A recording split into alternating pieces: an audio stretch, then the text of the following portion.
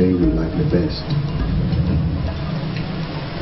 We imagine the faint glimmer of the evening star watching over us, and we forget everything as we sink into the protective fold of sleep.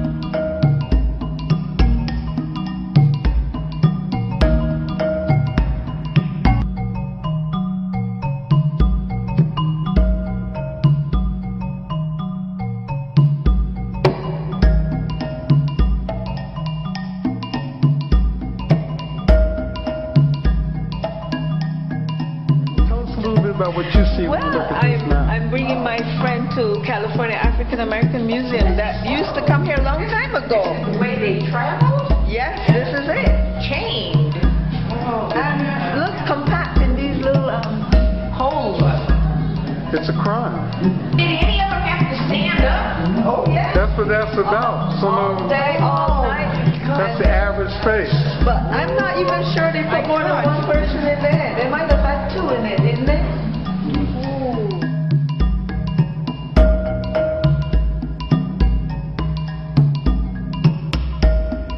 It was very enjoyable. I love the artwork, different. It inspires me to go find some pictures and talk to the older artists that I have that's still alive to find out more, about our family history. Okay. And your name? My name is Rona. All right. Thank you, Rona. I appreciate your time.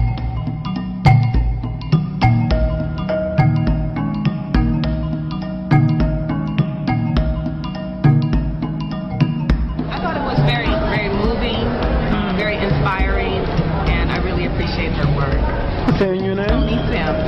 Okay. And I thought that she brought our history to life. Sometimes it takes a person to see it to understand it. And a little more of our youth need to see it so they can understand where they come from. This is when they can see it. But for me, it's a personal story that started out called Bloodlines. And Bloodlines is about our interconnectedness. It's about American history and how this history connects us together and ties us together. And there's some relationships that exceed beyond the actual blood connection. There are shared experiences, and there's just a family that brings us all together. And if you're an American, you're part of this family. And if you're here visiting, you're still invited to be a part of this family, too. The story, I'll just back up and tell you where the story began. Very early on, I grew up in a household visiting my grandmother who shared stories of family. We had pictures of family, and was very inspired to share those stories with the family. And then also on my father's side, my father was always very interested in making sure that we knew about his roots and the contributions of the ancestors on his side. So along this journey, seeing pictures of Native Americans and just unfolding my experience and just my ancestry and learning about ancestry. My uncle, I'd say more recently, in the last 10 years, produced this book. And again, inspired from our grandmother, who was very interested in history, and his quest to look for his roots as well. There were missing chapters in his reference guide of, our grandfather, where he was from, who he is, and so forth. And so it started out as a small project, and then it turned into this volume. And then one Christmas, he gifted the family this book. And to me, it was life transforming.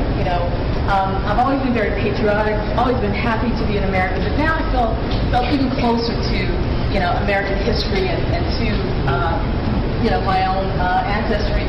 by this gift that he gave everyone. And it took about 7 years for him to collect this information. He collected this while he was working, and then later retired and finished it up then. And there's a lot of beautiful aspects to this story. And one of the things I enjoy most is that he went to every family member he could find and asked them what they remember about our family history. And so the collection is nice. It's heartwarming. You know, it's not all connected, but it does tell a story, and it does tell a lot of heart. Now with that, with his research, he came across a family, the Mays, which is my great-grandfather's last name. And he saw a lot of dates and places and names that seemed to connect us together. Now that side of the family that he approached is one of the slave-owning families. And so there is a gentleman, Robert Johnson, is sort of the counterpart of my uncle, who's a genealogist on that side. He said, you know, look, I'm very interested to know whether or not we're related, and let's investigate. So my great-uncle and representative from their family took a DNA test and to prove our connection. So we have this added link. Now that link has been very interesting because Robert has a lot of information that we weren't privy to. And some of that information originally just took us back to 1705, but now I'm able to go back to 1574 in England, and then also William Mays, who founded St. Paul's Episcopal Church in America. He came here to work with the settlers to establish a church in Virginia. I'm really grateful that, you know, there are people that cared enough to keep information, and just information, we're lucky enough to have the information. So this is early Los Angeles. My great-grandfather moved to Los Angeles in 1919. SBW May. His father was a slave. His father was the slave of the Drury May plantation. And that book was being passed around. And he was a porter, but very industrious. And from his ports from the South, Georgia to Oklahoma, he's a porter. He saved his money, and when he got to California, he just took his knowledge and his spirit for entrepreneurship and created some opportunities for the family, for himself. And some of those opportunities some of those businesses were an insurance company, real estate company, candy store, hotel, and a restaurant, and so forth and so on. So I've blown up some of these addresses from Central Avenue. This was an ad that was in the California Eagle, which preceded the Sentinel newspaper. And, you see pictures of him in his office, and he was just someone that really had a great spirit. And that history is really painful. And as I found from these books, I have a lot of ancestors that were a part of that history, and most African Americans have this history as their roots as well, slavery. And so it started out with, just briefly look ahead, seeing a couple of pictures of ancestors that were slaves. So this is Candace Jordan. So now I have the names of 12 ancestors that were slaves, and I believe pictures of 8 ancestors that were slaves. And so Candace, I started to wonder, what was Candace's life like in America? And so I went online, and the first story I found was the slave narrative. Well, I'd say narratives, such as Frederick Douglass. But then I was searching a little further, and I found first-person narratives, not of famous figures, but just everyday people. And in the 1930s, President Roosevelt hired writers in the Depression to go to the South and chronicle the stories of living slaves. And to me, that was really profound. I mean, we're in a depression, but here we're going to allocate these resources, capture their stories, and put it in a place so that it's archived and make it a national treasure. And so there's 2,300 first-person narratives of slaves. Now, the first narrative I read was the Lie of Garlic. And when we go inside, when we go in the cabin, one whole wall is dedicated to her.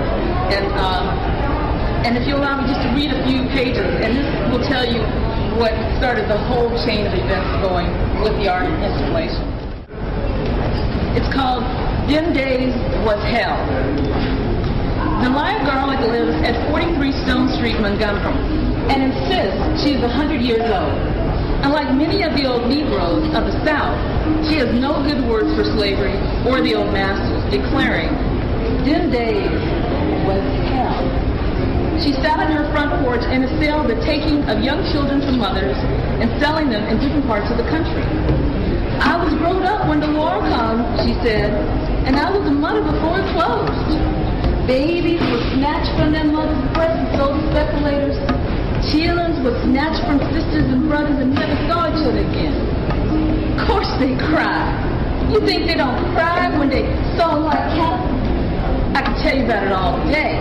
But even then you couldn't guess the opposite of it.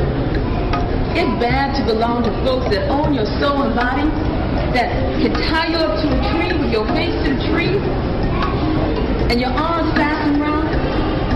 You take a long curling whip and cut the blood with every lip.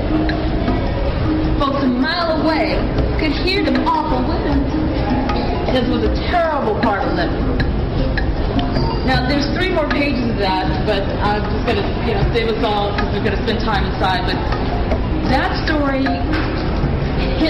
just went right to my heart. It was a dagger to the heart, but it was also this appreciation for the Candace, Jordan, and for other members of the family who had survived this and who lived and made a way so the rest of the family could live. Who were partakers, were builders, who didn't give up and fought the fight and stayed in the game and passed on love despite the lifestyle that they lived. And so the day I read that was the day I felt this social responsibility, and I call this social responsibility art. I want to take you into an environment where you can feel three-dimensional, a space where you can sort of walk through their footsteps and maybe just get a glimpse of what their lives are like. When you go into the slave cabin, their stories aligned in there because I wanted to give them names. I wanted us to know their names, to remember these are human beings. This is not something that just happened long ago. My grandmother's grandmother was a slave, so it's not long ago. And let's call these names out. The land we stand on, the wealth of this country, a lot of that came from the tears and the backs of slaves.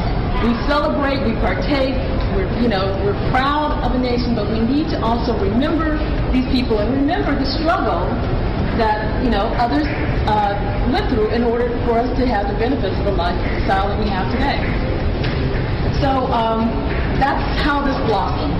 And so the story begins with Kira Kawakura. This is a model that I photographed who very generously gave her time. She's been on the cover of Vogue, and I met her at a beauty salon. This just shows you how Grace was like, sure, I'll come over. I didn't even know how famous she was. She's like, I'll come over and you can photograph me.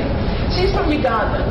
And she's represented here because this is, the point of departure, the beginning, Africa's soil. But yet, it takes us to the beginning of the story of this pieceway called Seasoning Salt. And inside, there's a story about Willie Lynch and the making and breaking of a slave. So it starts with this sort of dreamscape, this ocean's journey. That's what the blue symbolism is about. And this sort of nightmarish experience, and that's where the cycle goes around in design. So that's the beginning. Now, I chose colors for a particular reason. The subject is really a difficult subject to deal with.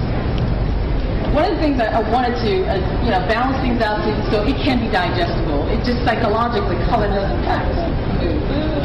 But I also wanted for others, and ultimately this is one of the goals I have, is to have some empathy. You can feel something, you can feel the pain of another human being. We're all better human beings. So if you read a story, somebody else's plight, maybe that'll put you, in mind what your neighbor's life is like, or what was happening in another country. To just be a little bit more human. If we all just did just this much more, we could rise just this much greater as a human race.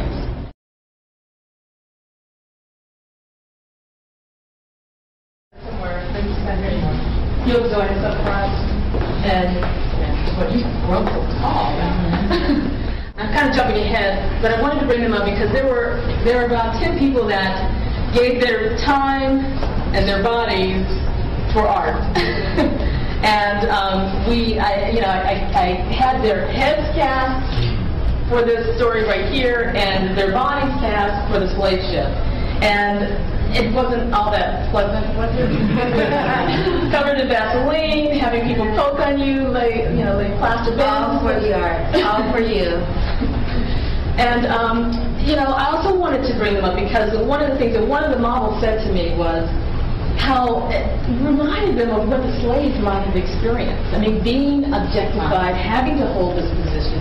Did you have moments of reflection? What were you thinking when we were wrapping you up and casting you and so forth? Well, I was thinking that this is, it really does give you an idea of what they may have experienced. Just standing in that position for 30 minutes and not being able to move, people working all on you, and it was an exhilarating experience because I never experienced that before, but it also gave me a sense of what was experienced on the ships. Well, I take all of these experiences and say, times that, times nuclear blast. You don't have a way of escape. On your darkest day, your day of, you might be in traffic, and I feel trapped. It will never be the total surrender of your identity, of your life, of your children, and then several decades of that as well. And Brendan was also, I can't believe, you were much shorter and smaller, and then you grew up fast, but he's one of my favorite busts on this wall as well as on the slave ship in there. Now, this wall, it speaks to the ocean's journey. Two of the individuals on this are not the descendants of slaves, but mainly everyone on this is. And so it speaks to those that were not, who have African connections, have African roots. Sam Serpong is one of them, who's from Ghana. All right, so just a few words here on the personal tour you just saw with Toni Scott here at CAAM. I think it was really good. It made me really realize how important family is and just where we come from. It was really emotional for me, just imagining how lucky that we are, and just made me rethink, and really a humble experience. Thank you. Thank you. It's really fun. You too? How you doing today?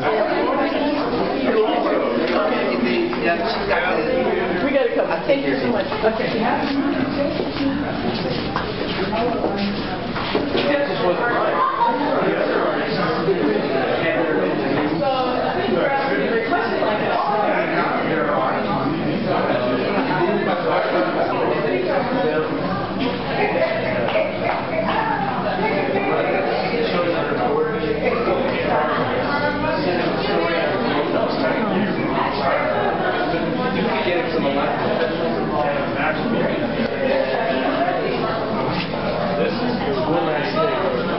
Put us over the top. It was a year ago today. One of the program, and they featured this, and they didn't even help. Not only that advisor. How and where the Africans were exported from and how they were distributed throughout the Americas and the great numbers. Some people say up to 100 million Africans. I started here with a Nubian king, Tarakka. I don't know if I'm pronouncing it exactly right, but I wanted to acknowledge the roots here and the nobility of the African culture. Not to be dismissed also, though an important part of history is that many Africans were part of this exporting of African Americans. From what I understand and what I've read, most of them, 99% of them or 90% of them didn't know the end results of the sale of slaves, and some are very regretful, their descendants are very regretful of that, but it's still something to realize and to recognize and to. Now the neck collar that Eve is wearing right here was often put upon slaves if they were misbehaving or to keep them from escaping. Now imagine how he could be slowed with the slave collar around his neck. And identifiable. Most definitely. And my dad insisted, the only thing I didn't get in here that Dad insisted on was a bullwhip. I didn't, I had a hard time finding that, ran out of time, but he made sure I got the branding iron in. Because the individuals were not treated as humans, they were treated as cattle, less than cattle, but the marking to say whose property you belong to. And so right here, sometimes you have upwards of 600 Africans on a ship packed in together. And I created this space. Now, they weren't standing up, but this will give you an idea of what space was allocated shoulder width. 17 inches was what you got. And if you're, you know, a really tall person or a wide person, you can imagine how uncomfortable that is. But besides that, imagine a couple of months on a ship, tied, chained together, feces, menses, rats, vomit, dead people connected to you, ship can barely breathe, so forth and so on. It's your worst. It's not even a nightmare we can even imagine. It's even, you know, exceeds that. The faces are absent here because it represents all of those, that 100 billion that was shipped out. But their bodies and their souls are still with us, so I wanted to show that. I'm on the bottom of the ship here again. The models forced me to jump in this game. What's interesting is this, when the models came like that, I asked them here. So you had to stand in this position for about 30 minutes, and the process of creating this was plaster bandage, something that you used to use for arm casts. And you dip it in water, and then you layer the body. So before that, they had, you know, had to be covered with Vaseline so that the removal would be relatively easy. And some of them forgot to read the small print which said, you know, shave before. And here we saw grown men cry. But what they said too was, you know, how they felt sort of a connection, but also I felt they objectified. Yes, being poked and prodded and grabbed and touched and asked to hush and so forth. You know, it's like, don't move. We need you to hold still. And so, you know, it was just interesting how for them to communicate that to us. And that was, like I said, 30 minutes. Eve on the auction block. Eve represents the first woman in Africa and the first slave on the auction block. Her arms are missing because she is still lacking in power. She's been kept captive. She's in a stride of pride and strength and boldness. But she's been stripped of her ability and the ability to judge and to, you know, create her own life for her. And she's 7 feet, so I want you to look up. The original's in my home studio, and at some point I would like everybody to feel free to come out, and I'm going to give a tour there at my home gallery. But this is Eve, and Eve needed to be a part of this because of just how horrific this experience was for slaves. And imagine being there. Eve is with their baby, with her husband. They're being stripped apart from each other. You know, never to see her child again. Like I said, I could tell you about it all day long, like I said, but even then you wouldn't understand the awfulness of it. And so now Eve been sold, now working on a plantation. If you turn to the cotton field over there. Slaves were required to pick 500 pounds a day, which equals to about 7,000 cotton balls. Now imagine, what you don't have here is the prickly little side of cotton. Anybody has heard that story? Yes, I know it. Okay. So we have some people who may have touched it and seen it, or been. My father, who picked it, and I didn't know about this part, you know, because it doesn't give the subtext sometimes when you see the cotton, that this was another horrific part of the experience. Bloody fingers at the end of the day. And imagine... Cuticles. Pardon me? The cuticles. The cuticles. Oh, it goes right up the cuticles. Right into the cuticles. Who knows that? I do. Oh, I'm impressed. And so, this is the slave at the end of the day. You know, some of the reality is so harsh. I could have made everything representational, but some things it doesn't need to be representational. The abstract is enough to paint the picture of what it was like. But it was exhausting. And this collage here on the slave's hip are some of the names of the presidents that owned slaves. And their position with their slaves. For example, George Washington had wooden teeth, they say, but actually no, he had some of the teeth that he had pulled out of the mouths of his slaves.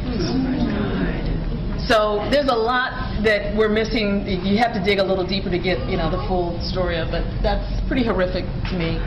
You know, again, the idea of breaking away for the idea of, you know, we don't want to be held captive to another nation and to their standards, but yet we won't free our own. We won't free the people that are on this new land. The cotton tanning, because again, their lives were turned upside down, and it's beyond measure of how horrible that life could have been. And imagine working all day like this on a little piece of fat, maybe, and a little piece of cornbread. Most weren't given the nutrition and any manner to go out and work the course of this day. One mother, I read the story of a mother who gave birth to her child, and she only had 15 minutes to go back to the plantation to nurse her child. And she realized that she couldn't make it back each time. Each time she was whipped because she couldn't get back in time. And so after a while, she just started to go out and just sit on a tree, under a tree, never went to feed the baby. Because she said to herself, well, this is going to be their life. I don't want them to have this life. And so, as a result, the baby died. But just to show you how, just inhumane everything was.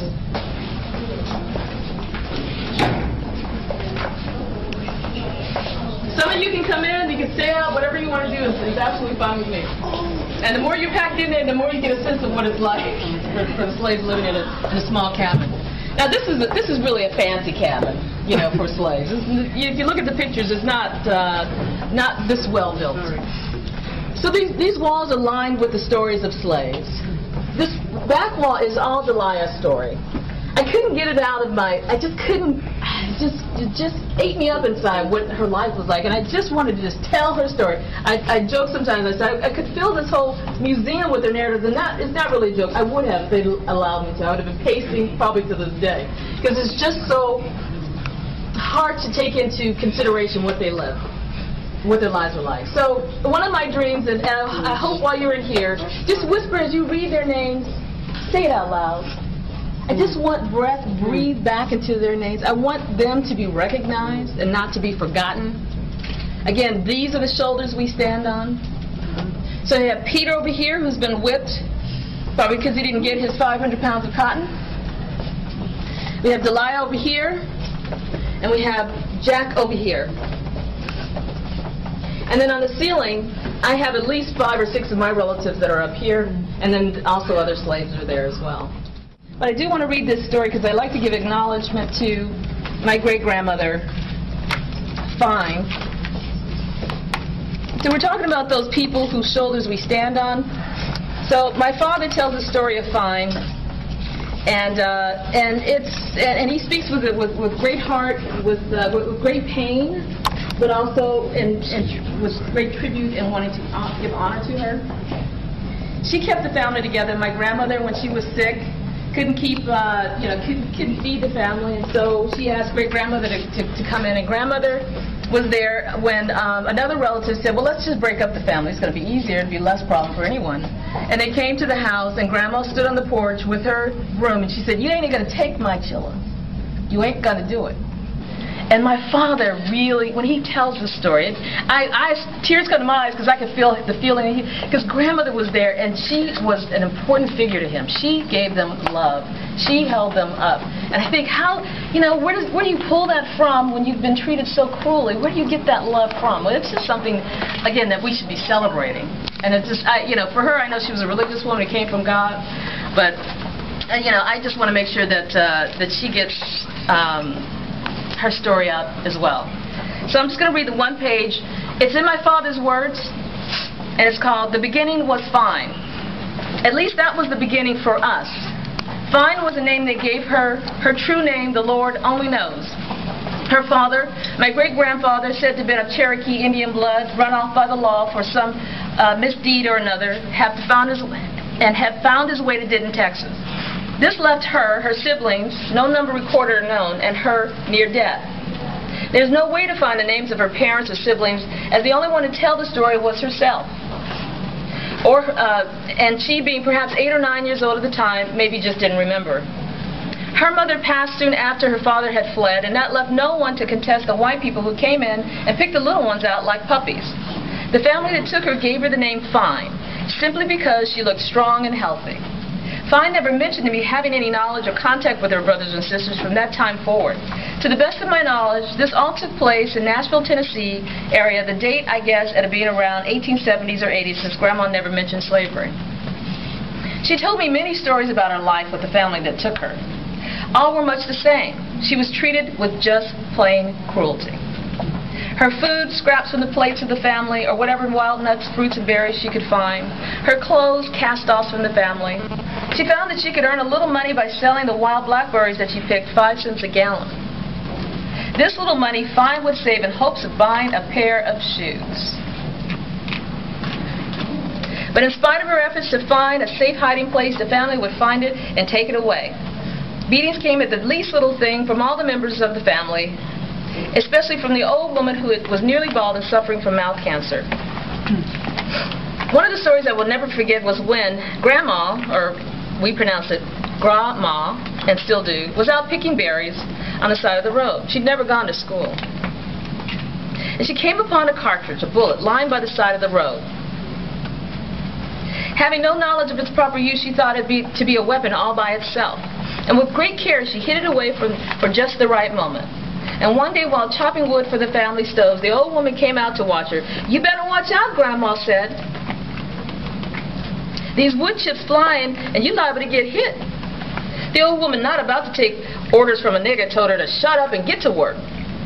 Soon the opportune moment came when the old woman was looking away. Grandma took the bullet out of her apron pocket, and with all her might, she threw it at the old woman's head, and it landed flush on the temple. A blood-curdling scream from the old woman brought out the whole family to see what was going on. And Grandma began to explain, "I told her to watch out for the wood chips." But though they didn't know about the bullet, she still got a beating, which was the least of her pain. And not being successful with the one weapon that she thought would give her a taste of revenge was a bitter disappointment. How can it be, she wondered. I know it hit her. Why didn't she die? Well, that said a lot of things to me. I mean, besides, just an insight of who she was and what she went through. But how hope was lost the day that she threw that bullet. So I imagine that bullet being wrapped up, and you're thinking, every day I've got a way out of here. I'm just waiting for that minute. And then it's thrown, and then that's hope gone. But fortunately, she didn't give up, and she kept it, surviving, pushing forward, and lifting the family. And I'm grateful to her and to so many others, because I wouldn't be here today sharing this without their story and their commitment and their love. All right, let me ask a question. What kind of emotions? Anger, happy, sad? Sad. Confused? Sad. All right, so what was your impression and your name? My name is Delcia Whitty Sampson. These are my kids. And hello. I met Toni a few months ago, and the very first thing I saw when I met her was the sculpture. And she gave me some background into what she was doing and told me about the exhibit here. So I'm here, and I'm really impressed by what she's been able to do and how she's been able to pretty much take history and fit it into one little room. All right, so anybody you know? Well, my descendants, pretty much. There you go. Every woman in my family is part of my ancestry.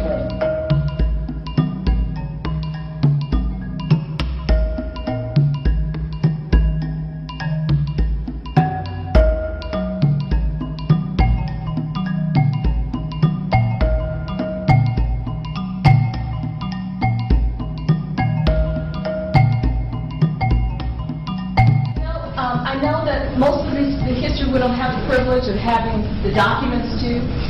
And so part of that is, with this conversation, I also like to talk about the Native American history for African Americans and have Native American history of blood, which is a great deal. Just spend some time examining that and celebrating that part of who you are. Because that part was already here before the Africans and the Europeans came. And that's an important part to recognize and take interest in. And so this is a family history that I put together on my mother's side. And like I said, having correspondence with the slave-owning family, Bob Johnson, cousin Bob, he's now giving me information. In 1574 in England, and they didn't have to be traced to like the turn of the century. I mean, not the turn of the century, but like 1200 in England. But I'm taking it from the actual documents that he has, which starts at 1574. And then comes over to the United States, or America at the time, which was William Mays was the first to come over from England, and he was a minister. He founded the first church in America and was here to serve as the first settlers in Virginia. That's what he wanted. Now this is the Jordan family. So this is Candace's family. We can't go very far, but even this, if this is all I have, this is enough, to feed off and to get nourishment from. And then the Native American history is here. But it comes down to more recent times. So it doesn't really go, I think this goes back to about 1850. And here is, my family tree.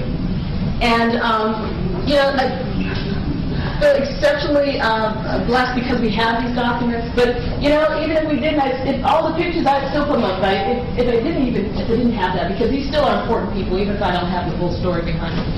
But I just want to give a recognition. You have again, the May Plantation House up there. You have the names of the slave owners whose names we have. The first slave that I know of is Louisa and my family.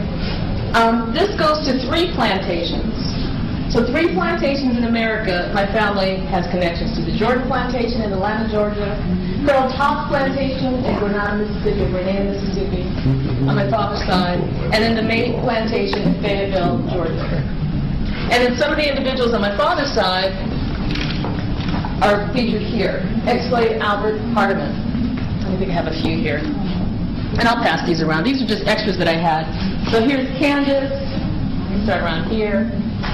Here is Candace's husband, S.W.B. May. Here. He's one of the slave owners, Jury B. May. Colonel Tops Plantations, right here. And the names of several other slaves. And I just want to give you, when I go down the list, who do I have here? Oh, Edward May was a slave. S.W.B., Victor May, Tallulah May, who is it here? Ida May, Melissa, Julia, and that's not all of them. That's quite, that's pretty profound to me to have those names.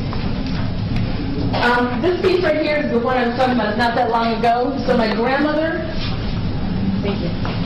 My grandmother is pregnant with my mother, and this is my grandmother's grandmother, Candace, who was a slave. So my top of my grandmother's life, who I spent a great deal of time with, spent a great deal of time with her grandmother, who was a slave. It's not that long ago.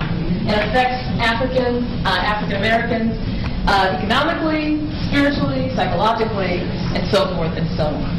But part of the story is, when you read those narratives in there, if you can have a sense of empathy, if your heart bleeds just a little bit, that raises you up just a little bit more. You have a little bit more of the humanity in you by recognizing others' inhumanity, or the way that they were treated in a humane way.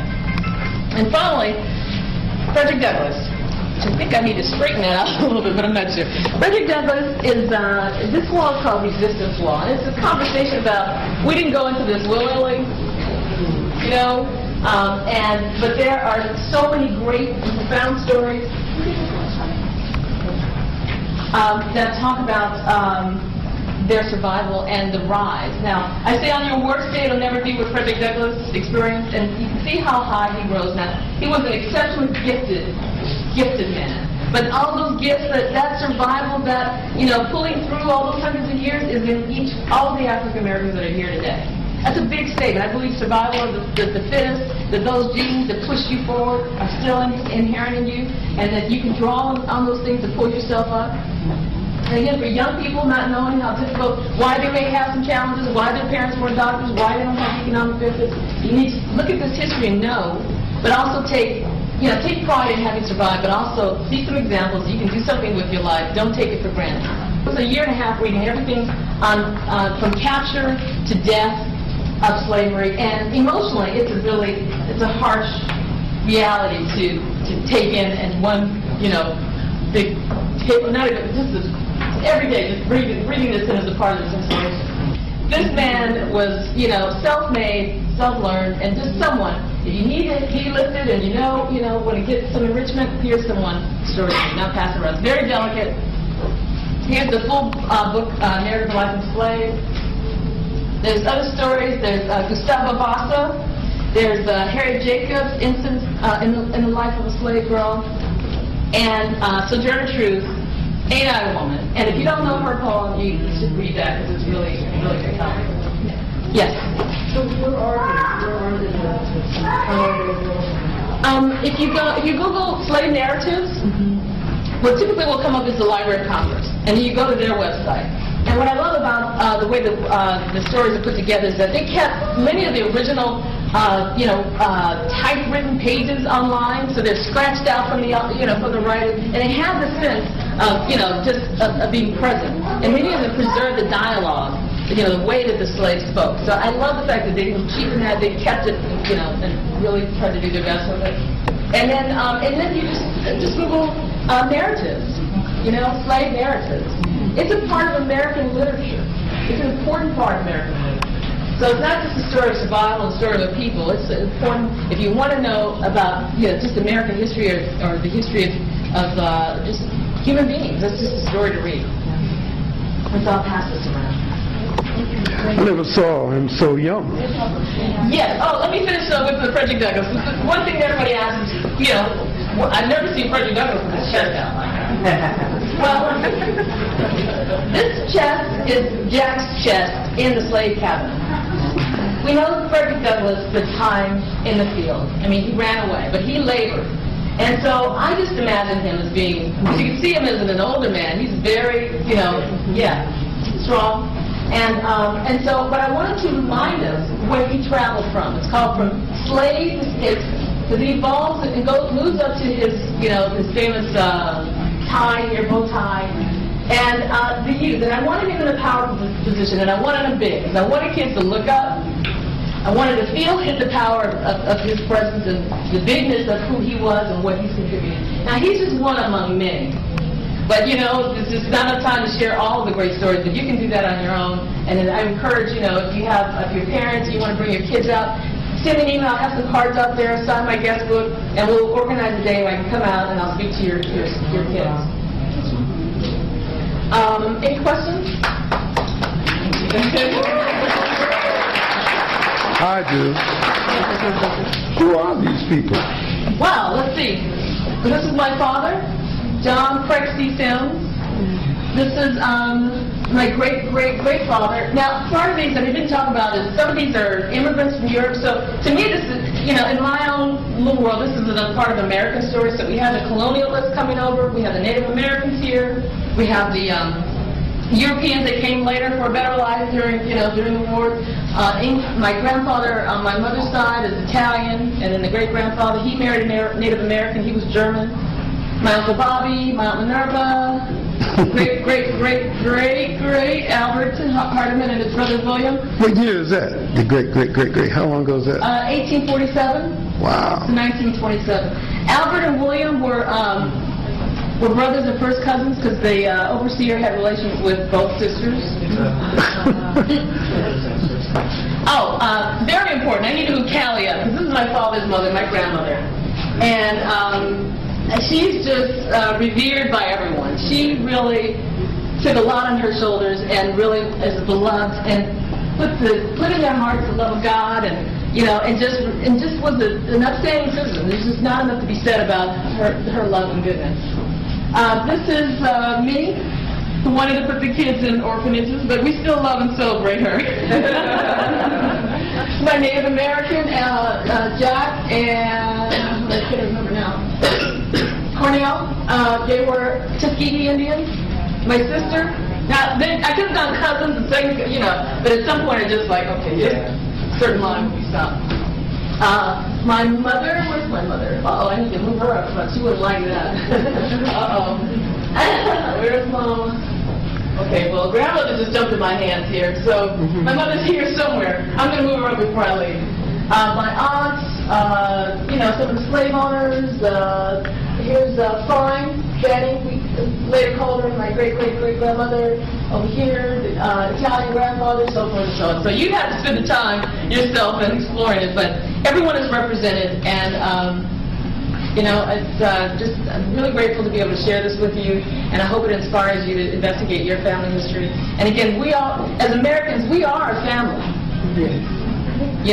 And we need to recognize that and really, try to be more supportive of each other, more sensitive to each other's histories. We're a great nation, but we can be even greater. Yeah. So, thank you for your time. Thank you so much. I got one last thing. Oh, please. She's been married for how many years? 20 years. Yes. When she was 15, she got married. We want to acknowledge that. No, we don't want to say that. No. We want to acknowledge those. That's a scary statement.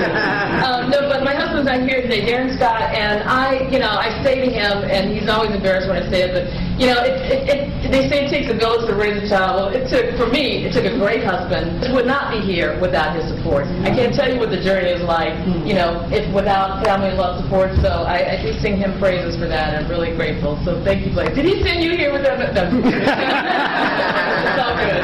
Any other questions? Or? Well, I'll just say that my sister and I came a couple of weeks ago to the exhibit, and I saw my Uncle Bobby hanging on her tree. Met new family.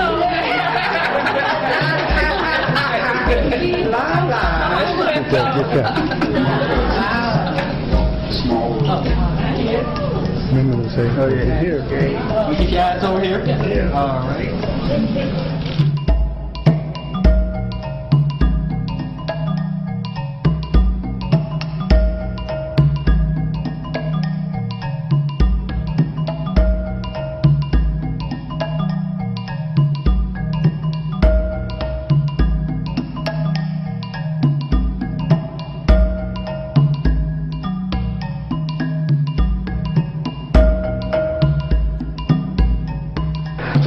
At CAAM, and we just finished a personal tour with Toni Scott, the artist, multi-talented Toni Scott, and we're just getting a few people's impressions of what they felt from this exhibit. Well, for the two of us, we think that Toni is fabulous. Absolutely. And we are very supportive. We've had been fortunate enough to visit her studio. And it's her private tour. But as far as this work, the generations here, it allows us, and especially me, to connect with the people of my past, the people that I'm standing on. It's been a history lesson that I believe everyone should see. White, black, green, and yellow, to see all the contributions that our African American people have made in this country. And Toni has brilliantly put this story together in her sculptures and her drawings and her renderings and all her works. I'm just blown away by how great this exhibit is.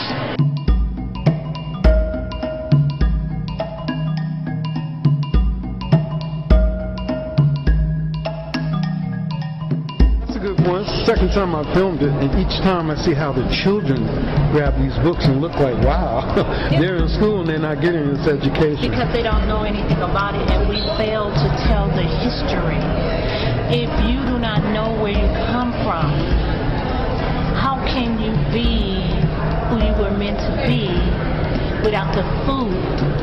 Without the food, you have no knowledge. And she brought food.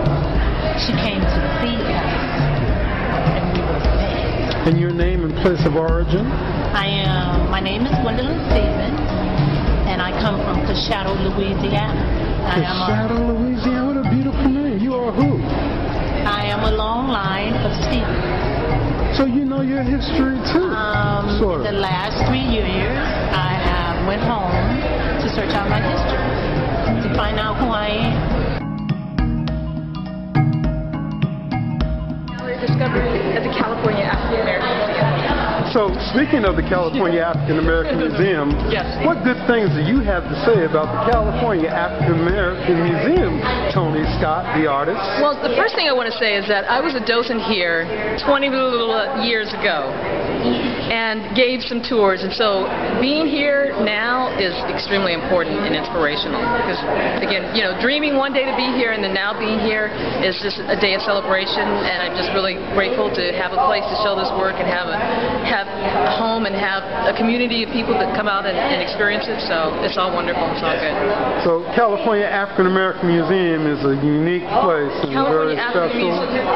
The California African American Museum is an extraordinary place, a place for enrichment, a place for cultural understanding and enrichment, and it's for all ethnicities. It's not for African Americans, it's for everyone. This place is just an institution, and it's the only one in Los Angeles, second, but one of the largest ones in Los Angeles that houses artwork from Africa to contemporary art, and it's to be celebrated and to be visited as often as possible. Now, just now we did a tour, and it was pretty much packed. How do you feel when you're giving a tour and all the people are looking at you like, tonight, learning. How does that make you feel after all your hard work?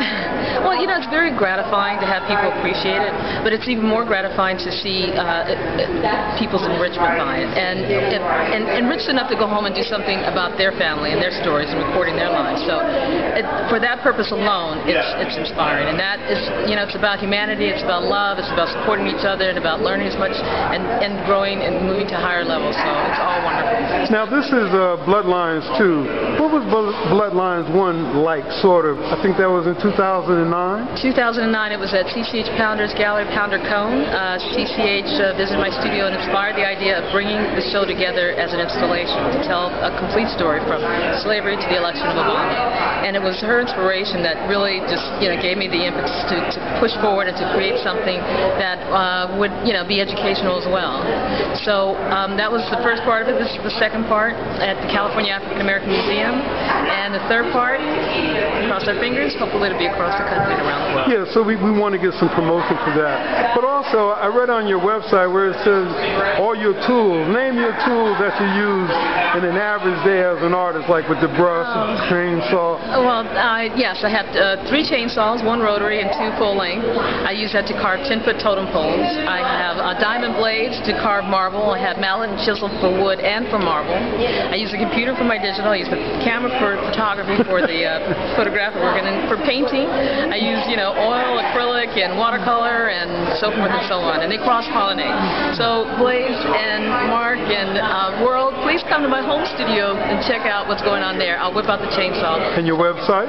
www.toniscott.com. TONISCOTT. TonyScott.com. Thank you so much. Hey, and one more question. Yes. And this is going to be separate from that. Okay. Tell us a little bit about your father, who you made reference to continuously, I'm glad to say. My father, John Sims, is, you know, just someone I love greatly. He's been a great inspiration in my life. I was Daddy's little girl, hung out with him in the garage, so that's where my first introduction to tools, power tools came about from. My father was integral in a lot of my shows. He's come through and helped me build things. He's fixed all my tools. He's taught me how to use my tools. He saved my tent. But I'm just really grateful for that bloodline too, because my grandfather, my father's father, could build anything. And my father, you ask any one of the family members, any of his friends, John Sims can do anything, make anything, solve anything. He is a man of the hour, and I think he's an artist. He won't call himself that, but he's my hero, and I'm really proud to be his daughter. Now, and finally, in closing, I noticed there were several artists with the name Toni Scott. So let's give you a full 3 names. Oh man, Toni Dorina Sims Scott. Let me not forget my mother, Dolores. I love you, Mom. I didn't forget you. I wouldn't be here without you. And it's my mother who never said no. She always said you can do anything, be anything, and encouraged me in everything that I've ever done. It's her undying support and love and friendship that's helped me get to this point. See, now I just left Charles Bibbs, right? He was over the Pan-African Film Festival. And I remember when I was interviewing him, he said when he was growing up, he was around 15, he wanted to paint the house black, and his family said okay. I said, now that's supportive. Well, my sister painted murals on the wall. My brother played drums. My father was inventing something, moving something. So there's 5 generations of artists on my mother's side. So nobody ever said no to anything. And we'll say goodbye to your husband with this. Darren Scott, I love you. Thank you very much.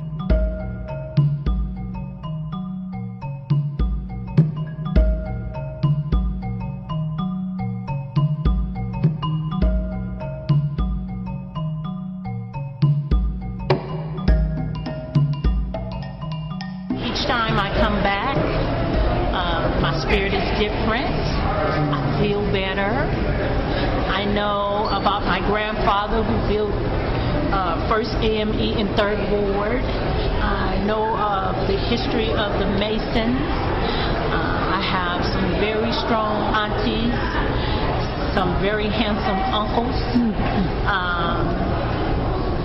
It made me feel sure of myself. I saw land, I saw graveyards, I saw churches, and before I was caught up in all the world, and in maybe like the last 3 years, my view on life has changed a great deal. So we have to know our history. Somehow it's comforting for you. It's very comforting. You're a part. It gave me hope. It gave me the hope I needed. Yes, ma'am. And your name one more time? Gwendolyn Stevens. Gwendolyn Stevens, long line of Stevens from Louisiana. Thank you so very much.